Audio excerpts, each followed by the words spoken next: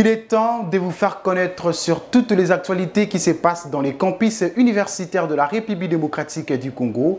Mesdames et messieurs, bienvenue à cette nouvelle édition d'information dont j'ai le plaisir foré de vous la présenter. Restons toujours à l'UPN, le pouvoir exécutif en République démocratique du Congo. Aujourd'hui et demain, c'est le thème de la conférence débat organisée par la faculté des droits de l'Université pédagogique nationale en vue de faire comprendre aux participants, notamment la mise en œuvre que le chef de l'État sur le gouvernement en RDC. Le reportage de Georges Dilumbi et Christian Tupamba. Le pouvoir exécutif en République démocratique du Congo, aujourd'hui et demain, c'est autour de cette thématique que ces scientifiques ont cogité au cours de cette conférence débat organisée par la faculté des droits de l'Université pédagogique nationale, dirigée par le professeur Massiala Mwanda. Ceci en collaboration avec les centres congolais d'études et recherches constitutionnelles, cher au professeur Kayamba Chichi. D'entrée de jeu, la professeure ordinaire Anastasie Massanga, rectrice de l'UPN, a souhaité la bienvenue à l'assistance avant de relever l'intérêt majeur pour son comité de gestion de participer et encourager ces genres d'activités. Au nom de toute la communauté universitaire, je vous souhaite la plus cordiale bienvenue et vous remercie de votre présence en ce lieu. Je suis convaincu que nous allons extraire des leçons de l'histoire pour éclairer notre compréhension du présent. L'université est non seulement un lieu d'enseignement et de recherche, mais aussi un espace où se forgent des leaders du futur, capables de rendre service à la communauté. Voilà pourquoi j'encourage avec fierté la faculté des droits de l'UPN à ne pas laisser le bras dans la poursuite de sa vocation sociale axée sur l'éducation citoyenne. En organisant cette conférence de débat, elle réaffirme notre volonté de contribuer à relever les grands défis qui assaillent notre société. Fier d'assurer la montée en puissance de la faculté des droits de l'UPN, le représentant du doyen empêché, le professeur Mole Mogolo, a laissé entendre que la faculté des droits de l'UPN s'inscrit dans une vision d'offrir un enseignement aussi bien théorique et scientifique que pratique et professionnel. C'est pourquoi toutes les initiatives entreprises au sein de cette faculté s'alignent et s'intègrent dans 3 axes, à savoir offrir un environnement d'études dynamique, novateur et inclusif, lancer des initiatives de recherche plurielles et variées, puis accroître le rayonnement et l'ancrage de la faculté dans la communauté universitaire congolaise. La faculté de droit de l'Université pédagogique nationale s'est proposée de concourir au développement et à la critique du droit par la recherche et la formation des juristes compétents, acteurs de changement et instruits quant à leur rôle de citoyens et de citoyennes. Occasion faisant les larrons, la professeure Nicole Boitia a par après présenté brièvement l'orateur du jour en la personne de Kayamba Chichi, vice-doyen de la faculté de droit de l'UPN, qui a amené la salle dans le berceau du savoir en décortiquant le thème du jour. Ces derniers a montré comment la Constitution du 18 février 2006 établit un pouvoir exécutif bicéphale et elle assure l'autonomie de la fonction présidentielle. L'expression littérale de l'article 69 recouvre 3 aspects essentiels de la fonction présidentielle, à savoir, il est le gardien de la Constitution, il est le garant de la nation et il est l'arbitre de la vie politique nationale. Cependant, l'influence présidentielle sur le Premier ministre, tant du point de vue de son statut que ses attributions, est clairement établie à l'alinéa 1 de l'article 91 en ce qui concerne la définition de la politique nationale. Nous avons voulu établir un état des lieux 18 ans après l'entrée en vigueur de notre Constitution sur l'évolution de nos institutions et plus particulièrement du pouvoir exécutif en RDC. Un état des lieux pour pouvoir détecter si la marche qui a été suivie jusqu'à ces jours a été la bonne, si la configuration actuelle du pouvoir exécutif en RDC a été à même de résoudre tous les problèmes qui se sont posés au niveau politique et social de notre pays. Au regard de la scientificité des éléments développés au cours de cette conférence, les questions et réponses ont sanctionné cette activité animée par le secrétaire facultaire de droit Félix Mazunda Kabea. Et parlons de la cérémonie de remise de banc, le service national avec à sa tête le général-major Kasongo Kabwik a remis au comité de gestion de la Haute École de Commerce de Kinshasa un lot de 500 bancs. Cette cérémonie a eu lieu le lundi dernier à la centre de cet établissement. Jordan Kabengele et Blaise Bouchard nous en disent plus. Après l'UNIKIN, l'UNIFASIC, ça a été le tour de la Haute École de Commerce de Kinshasa de réceptionner un lot de 500 bancs fabriqués par le bâtisseur jadis appelé Kuluna, de main du commandant du service national ce lundi au sein de la Haute École de Commerce de Kinshasa devant le comité de gestion.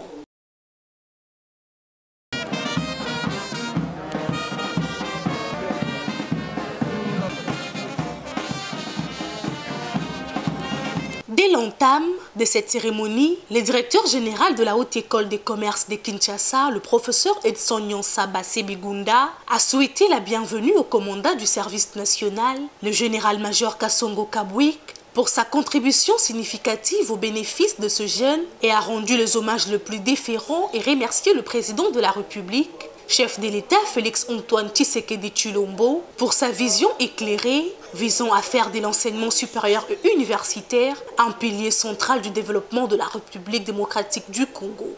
C'est avec une immense joie et une profonde gratitude que nous nous réunissons aujourd'hui pour cette cérémonie de réception de bons destinée aux étudiantes et étudiants de la Haute École de Commerce de Kinshasa. Je tiens à rendre mes hommages les plus déférents et à remercier le président de la République, son Excellence Félix-Antoine Tshisekedi Tshilombo, chef de l'État, pour sa vision éclairée visant à faire de l'enseignement supérieur et universitaire un pilier central du développement de la République démocratique du Congo par sa ferme volonté d'en redorer le blason par diverses actions dont la présente est une meilleure illustration très éloquente. Nous lui sommes également reconnaissants pour ses efforts inlassables dans la revitalisation du service national placé sous son autorité et chargé des missions d'éducation, d'encadrement et de mobilisation des actions civiques et patriotiques en vue de la reconstruction de notre pays. Chaque fait et geste qui se passe ici à la Haute École de Commerce de Kinshasa est scrupuleusement considéré par les plus hautes autorités du pays. Tôt ou tard, chacun de nous récoltera ce qu'il sème. En bien, tel est mon soutien. Présent à la cérémonie, le commandant du service national, le général-major Kasongo Kabwik, a passé en revue les réalisations de son service visant à accomplir les recommandations du chef de l'État au sein des établissements publics en vue que les étudiants reçoivent des enseignements dans de bonnes conditions. C'est aujourd'hui le tour de la Haute École de Commerce de Kinshasa. Les soucis du chef de l'État, commandant suprême, à travers cette distribution de bancs, et de voir les établissements d'enseignement du secteur public former la jeunesse congolaise dans les conditions permettant un bon apprentissage. Car de la bonne formation de la jeunesse dépend l'avenir du pays. Les bancs que nous distribuons ces jours ont été fabriqués de leurs mains dans un atelier installé en Sélé dans la ville de Kinshasa. Quel symbole! Ces jeunes exclus hier du circuit scolaire participent aujourd'hui à la gratuité de l'enseignement. En plus de fabriquer de bancs, ils construisent des écoles et autres infrastructures d'intérêt communautaire. Au-delà des écoles, les bâtisseurs de la nation construisent une clinique moderne à Kanyamakasese et sont également engagés à la modernisation de la maternité de Kitambo, où un bâtiment de 3 niveaux est en train de sortir de terre. Pour finir, une visite guidée a été faite pour palper du doigt les 500 bancs et une descente à l'espace entrepreneurial, un lieu qui permet actuellement aux étudiants de lier la théorie à la pratique. De l'autre côté, un nouveau livre vient de s'ajouter dans le bibliothèque congolaise. Il s'agit de l'ouvrage du révérend pasteur André Mabongo intitulé « Le sang secret de la réussite dans le ministère ». Cet ouvrage a été baptisé par l'apôtre Guy Mungwele le mardi dernier dans la salle de fête Tremblay Royal située dans la commune de Baumbo. Suivez. Le réagissement ministériel, c'est le thème développé au cours de cette activité avant la cérémonie proprement dite du vernissage du livre du révérend pasteur André Mabongo intitulé « Le sang secret de la réussite dans le ministère ». Après les mots de circonstance de la sœur Merveille qui a remercié le Seigneur Jésus-Christ pour l'accomplissement de ses assises, une série de panels était guidée par le frère Kyria Atalatala et la sœur Lokwa Deborah. Ces deux journalistes de profession et membres de l'église de la communauté évangélique Mont Ararat ont d'une manière approfondie posé des questions à l'apôtre Guy Mungwele et l'auteur du livre, le révérend pasteur André Mabongo, sur l'ouvrage Le sang secret de la réussite dans le ministère. Et ces derniers ont conseillé à l'assistance de bien vouloir choisir son siècle pour garder son trône. Le révérend André, en outre, a conscientisé le peuple de Dieu sur le bien fondé de ce livre de 119 pages subdivisé en un seul chapitre et publié dans la maison d'édition Mabongo.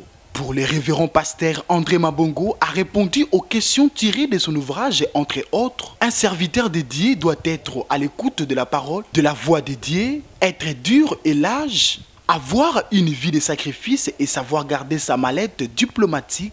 En martelant son explication sur le livre de Décorrection chapitre 5 verset 20 qui dit que nous faisons donc les fonctions d'ambassadeur pour Christ et tout en appelant le serviteur de Dieu de garder les secrets que le Seigneur lui révèle. Le Seigneur m'a inspiré que je puisse écrire les 100 secrets pour réussir dans le ministère. Et je lui ai demandé, mais vous pouvez me les donner? Il a dit, vous en avez en vous. Et c'est pourquoi donc j'ai fait, je me suis examiné moi-même par rapport à l'expérience que j'ai, parce que pour le moment j'ai 33 ans de ministère. Nous avons voulu dire à tout un chacun que tout le monde a sa mission. Je suis très satisfait parce que lorsque j'ai commencé les 100 secrets, c'était un peu difficile et aujourd'hui l'ouvrage est là. Et avec l'ouvrage, je vois que le Seigneur m'a fait grâce et que j'ai pu réussir à l'écrire.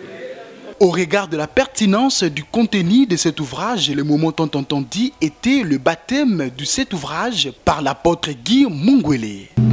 Le sang secret de la réussite. De dédicacer Dieu physiquement, spirituellement, mais surnaturellement. Persévérez ma battre dans le nom puissant de Jésus-Christ, de tout mon Dieu. Amen. Pour lier l'utile à l'agréable, la vente aux enchères de ces livres a clôturé cette activité dans un climat de paix et digne des enfants de Dieu.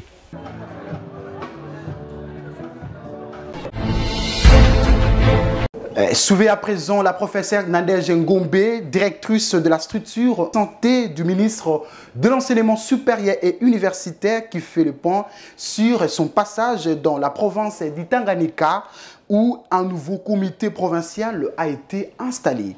Nous vous proposons de suivre cet extrait de l'entretien de Valangolu et Blaise Bouchard. Madame, parlez-nous brièvement de votre descente dans la province d'Itanganyika. J'ai été à la tête d'une délégation multisectorielle venant de plusieurs ministères. Donc, par l'ordre des services collectifs, Monsieur le secrétaire général de l'enseignement supérieur universitaire a autorisé cette mission au nom de son Excellence Madame la Ministre, que je salue en passant, et à qui je souhaite aussi plein succès pour son mandat. Donc, nous avons été envoyés dans la province du Tanganyika pour poursuivre un processus. Quel processus? C'est le processus de la déconcentration de la commission de coordination Une Santé dans les différentes provinces. Alors, la commission de coordination Une Santé est la plateforme Une Santé de la RDC, qui est au fait cette structure mise en place depuis 2011 par son Excellence Monsieur le ministre, donc l'autorité de tutelle de l'enseignement supérieur universitaire, après instruction du chef du gouvernement à l'époque, qui a voulu que la République démocratique du Congo puisse avoir dans ses alternatives de gestion des événements complexes de santé publique cette approche qui est l'approche Une Santé. C'est une approche multisectorielle qui prône que soient mutualisés les efforts des différents secteurs pour aborder les questions de santé. Alors, si au niveau national, il y a cette commission, cette plateforme Une Santé, il est tout à fait normal d'amener cette approche Une Santé, cette approche multisectorielle au niveau de nos provinces, voire même au niveau de nos territoires. Nous en avons 145. Alors, le processus de la déconcentration de la commission Une Santé a commencé depuis 2020-2021. Aujourd'hui, nous en sommes à la 14e province. Donc, la mission du Tanganyika a permis que nous puissions obtenir la 13e province. Simultanément, nous avons eu aussi l'installation de l'entité déconcentrée de la commission de coordination Une Santé dans le Kasaï central à Kananga. Donc, ça fait la 14e province. Et pourquoi les choix de la province de Tanganyika? Bon, ce n'est pas qu'on a choisi préférentiellement Tanganyika. Comme je l'ai dit, c'est un processus. Nous analysons chaque fois les contextes de chaque province avant de pouvoir y aller. Pour les Tanganyika, cette fois-ci, nous avons choisi le Tanganyika parce qu'avant les Tanganyika, nous avions choisi les provinces les plus touchées par l'épidémie de Mpox, anciennement appelée Monkeypox. Donc nous avons installé des entités déconcentrées dans les provinces qui étaient les plus affectées. Et maintenant, puisque avec l'accompagnement de nos partenaires techniques, sous l'accompagnement, au fait, sous le financement de l'USAID, nous continuons ces processus de décentralisation. Donc pour les Tanganyika, nous avons opté d'aller au Tanganyika maintenant parce que les Tanganyika venaient de subir des grandes secousses d'inondation. Arrivés sur place, nous avons encore vu ces séquelles, ce qu'il y a eu comme catastrophe, ce qu'il y a eu comme vraiment problème. Problème, c'est on va dire environnemental, mais qui a entraîné et qui entraîne jusqu'à présent des problèmes sanitaires assez importants. Alors, nous sommes descendus là avec la délégation. Il était question que nous puissions d'abord rencontrer la première autorité de la province, échanger, présenter nos civilités et sensibiliser aussi à ce que la province puisse adopter cette approche Une Santé pour la résolution de ces événements complexes qui y arrivent. Parlez-nous de votre rencontre avec les gouverneurs du Tanganyika, où vous étiez ici avec votre équipe. C'était, comment est-ce que je peux dire, un bon signal pour nous, parce que nous sommes arrivés dans la province du Tanganyika le même jour que lui. Il rentrait pour prendre ses fonctions en tant que gouverneur de la province du Tanganyika. Il n'a pas hésité à nous recevoir dès le deuxième jour après sa remise et reprise son investiture. Et nous avons eu quand même des échanges assez, comment est-ce que je peux dire, pertinents et fructueux et constructifs. Il nous a promis d'accompagner ce processus donc en signant l'arrêté mettant en place l'entité déconcentrée de la commission de coordination une santé parce qu'il lui revient par ses prérogatives. Et également, il nous a accompagnés pour la clôture. Tout ce qu'on a eu comme activité, c'était vraiment avec son accompagnement. Nous lui disons encore une fois merci pour cela, mais aussi c'est important de dire merci aux partenaires qui accompagnent la RDC, parce qu'on n'accompagne pas la commission, mais on accompagne le gouvernement. Il s'agit donc de la FAO, il s'agit de Breakthrough Action et de Afro-UN qui, dès le départ de ces processus, nous ont accompagnés et bien sûr sous financement USAID. Quelles sont les activités que vous avez tenues pendant votre séjour avec toute la délégation? Ok, arrivé là-bas, les premières activités, comment est-ce que je peux dire, c'est d'abord des activités de présentation de civilité. Donc nous devions rencontrer, avoir des échanges avec les différentes divisions provinciale de la santé, de l'intérieur, parce que si nous sommes descendus dans les provinces, nous y allons avec un message phonique de la vice-primature intérieure. Nous saluons aussi les vice-premiers ministres de l'Intérieur qui, par le canal de l'inspectorat général de la territoriale, accompagnent ces missions chaque fois. Fin de cette édition, mesdames et messieurs, merci de l'avoir suivi. Derrière la caméra, Exaucé Mapanga, une réalisation de Dr Lema, toujours sous la coordination de l'honorable et coordonnateur André Mouchongo Machara. Chers téléspectateurs, vivez longtemps et vivez heureux.